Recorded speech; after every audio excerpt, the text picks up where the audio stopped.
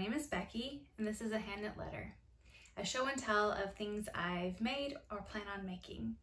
Welcome back. It's episode 2. I summoned the courage to make another.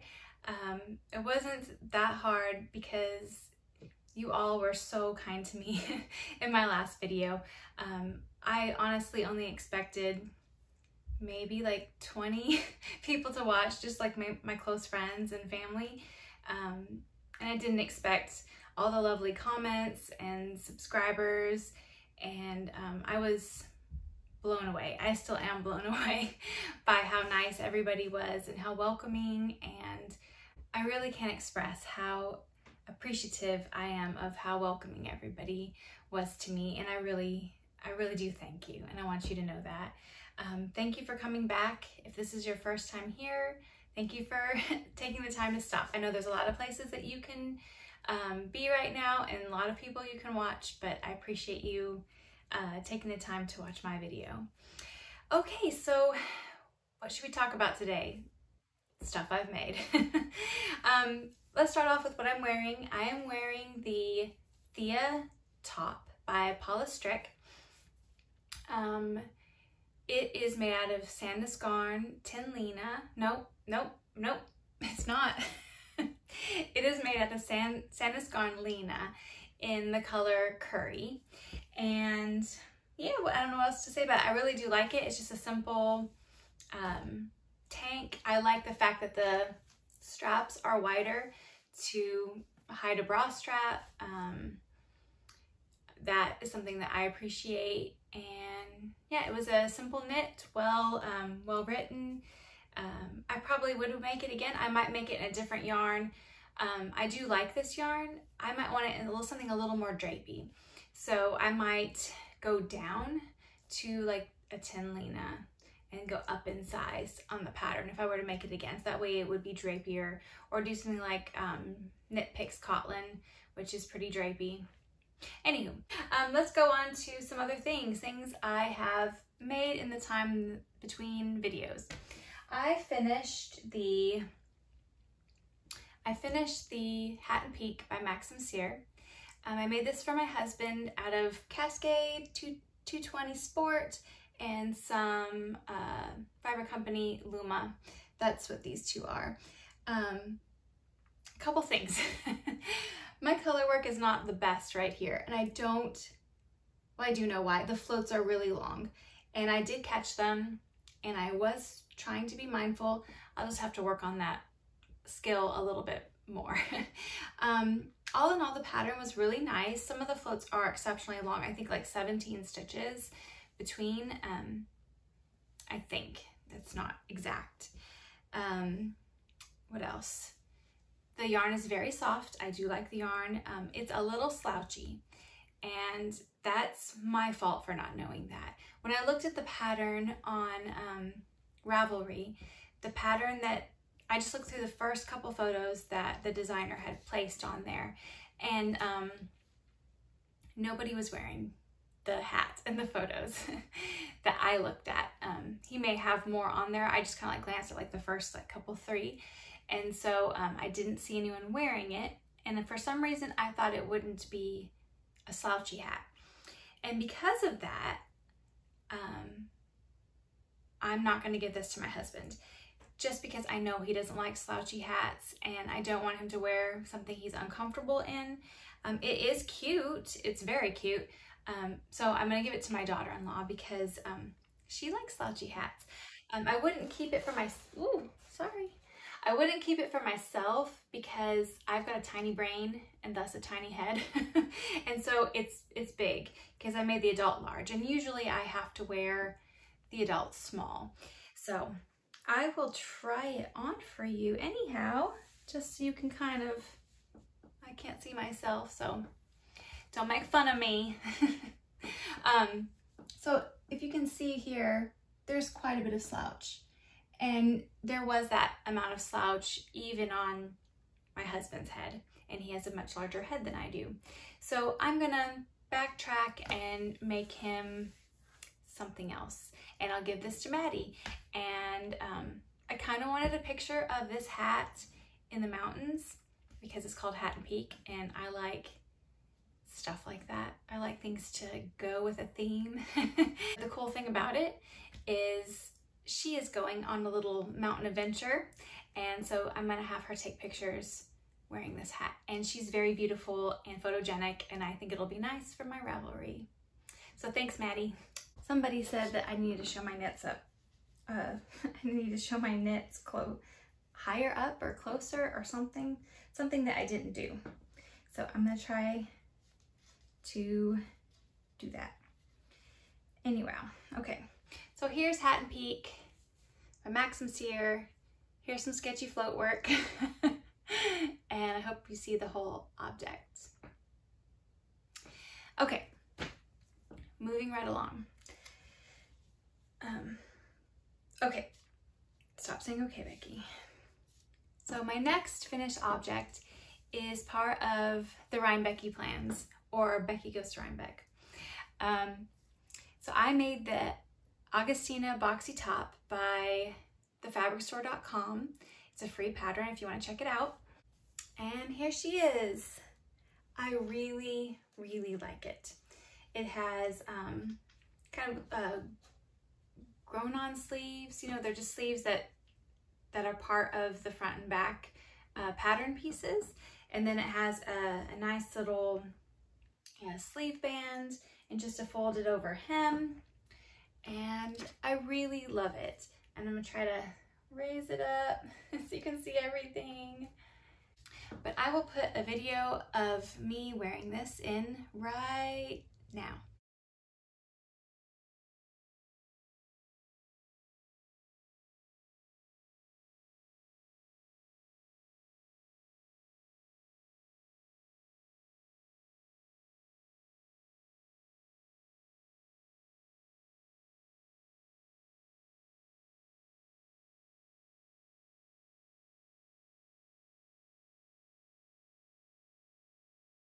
So I really, really like this top. I like the way it fits. It's quite oversized. I would say 10 to 12 inches of positive ease, probably. I have a 40-inch bust. I cut the size large out because that's what size it said for me to cut out according to the pattern instructions. I probably could get away with a medium and still have positive ease. Very happy that I made it, and yeah, it gets a gold star from me, which is the highest rating I can think of right now. But my rating system changes. Sometimes it's a stamp of approval, sometimes it's a happy face, sometimes it's A+, sometimes it's 2 thumbs up, sometimes it's a little. Anyway, this one's a gold star. One thing about this is when I laid out my pattern and I cut out this top, I may have done myself a disservice because I don't know if I have enough yardage left for my free range slacks by Sew House 7 that I want to make as a matching outfit to this top. I might. It's a very wide piece of fabric. I want to say it's 60 inches. And I think I can squeeze the pants in with some creative pattern positioning. We'll see. But if I can't do that, I have a backup plan. Paper Theory Patterns has something called the Peppermint Pocket Skirt. And I've been wanting to make that. I've been wanting to make that as well. So I can use that fabric. I know I have enough for the Peppermint Pocket Pocket Skirt by Paper Theory.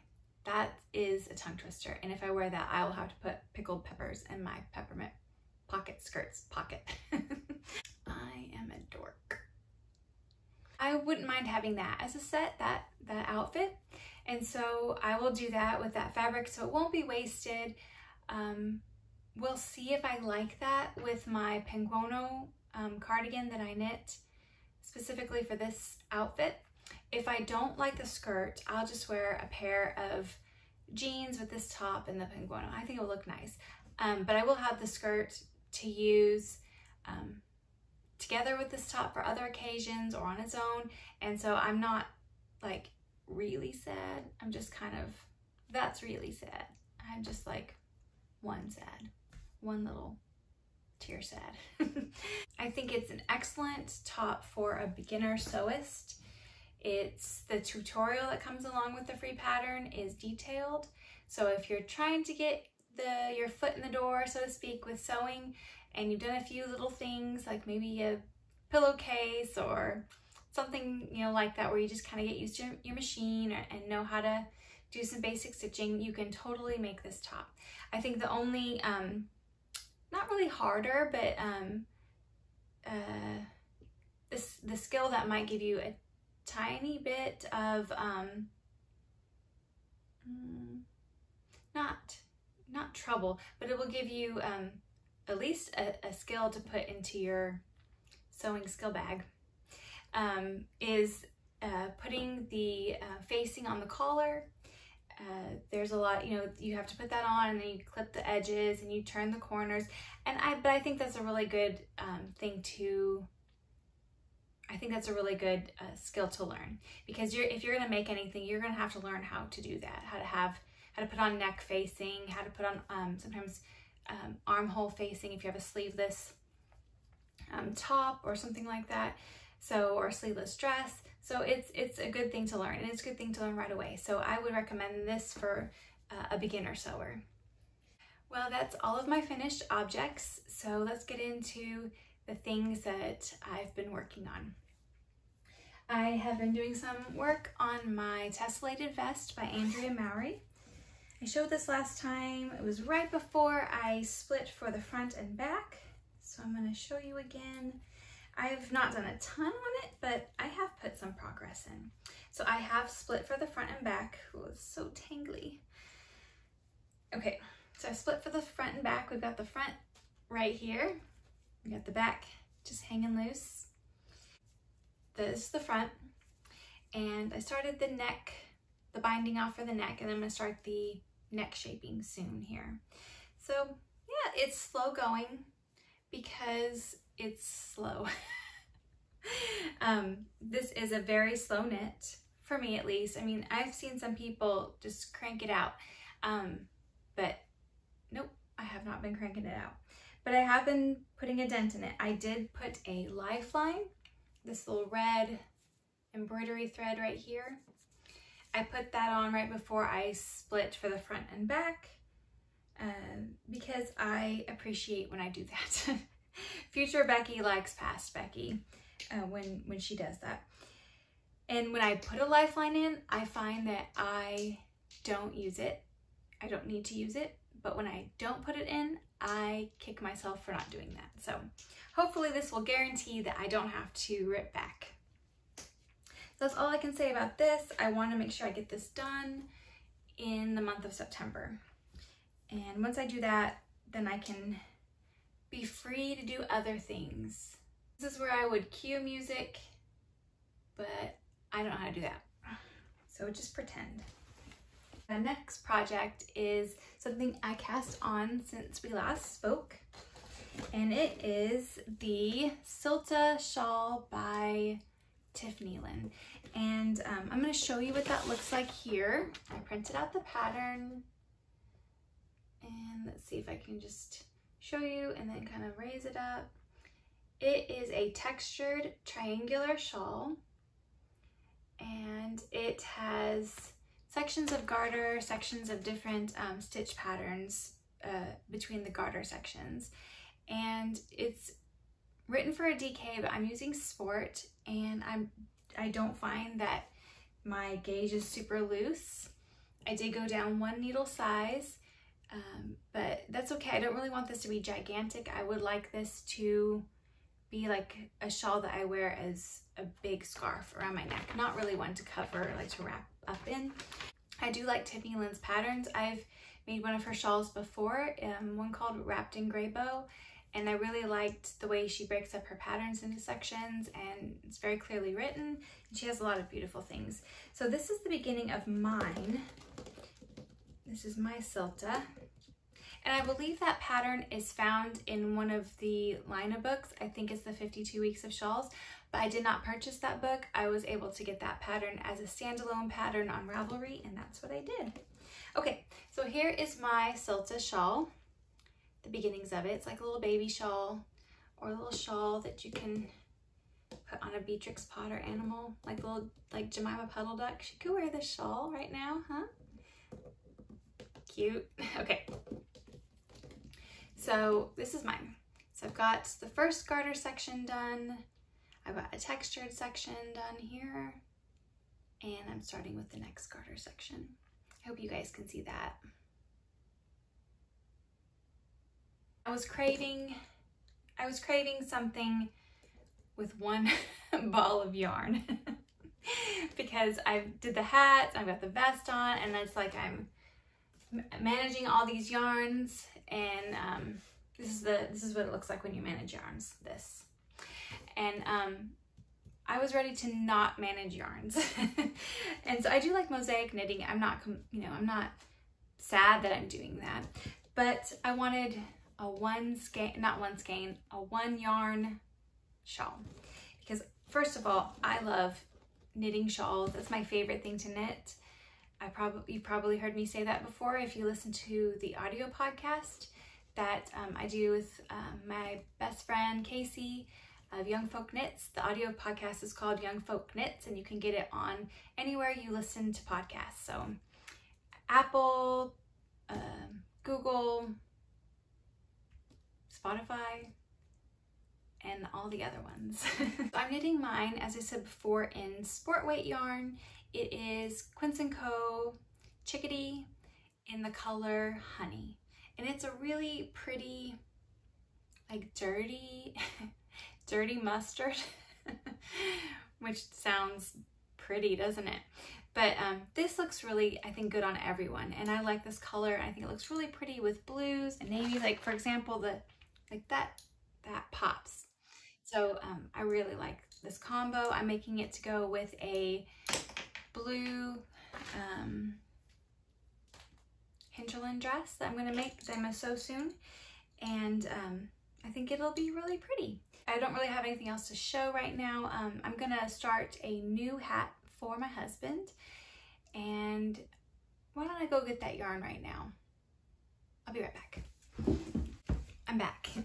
So I think that I might make him a hat out of one of two yarns, and we'll see which one he likes best, but this is the one I like best, so I'm hoping he picks this.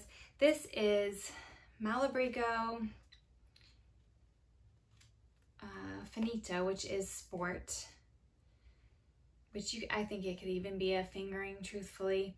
This is in the color Mostaza, and it's like a kind of a yellowy olive green color, and I think that would look really nice on him. Plus I like the color, so it's something fun to knit with. So I might do that, see if he picks that. And if he doesn't, if he picks just gray, I have some Barocco Vintage DK that I'll make him the Pearl Soho Classic Rib hat. I think he'll like that quite a bit better than this other one, and I think it'll be more of his style. So that's what I have plans for. And then for myself, I would like another hat this fall. This is also Malabrigo. This is Rios in the color Va, it's V-A-A, and it is a forest green. It's a really, really beautiful color. I love Malabrigo for hats because it's very soft. I haven't had anyone tell me it's itchy on their forehead. They may have thought it's itchy and haven't told me. But I don't think it's itchy. My kids don't think it's itchy, and they would have told me. And so, yeah, so I like Malabrigo for hats especially. It's my recommended or my go-to yarn if I'm not sure what the person's tolerance is to different wools or different fibers. And so I always go for that. And it usually you can get, especially out of the Rios, you can get a hat out of one skein and you'll have some left over. That's what I had left over from all those hats I've done for family and friends, I had tons of Malabrigo Rios, and that's what I put in my Penguono that I showed you guys last time on my last video. Well, I think that's all I have to show and have to tell.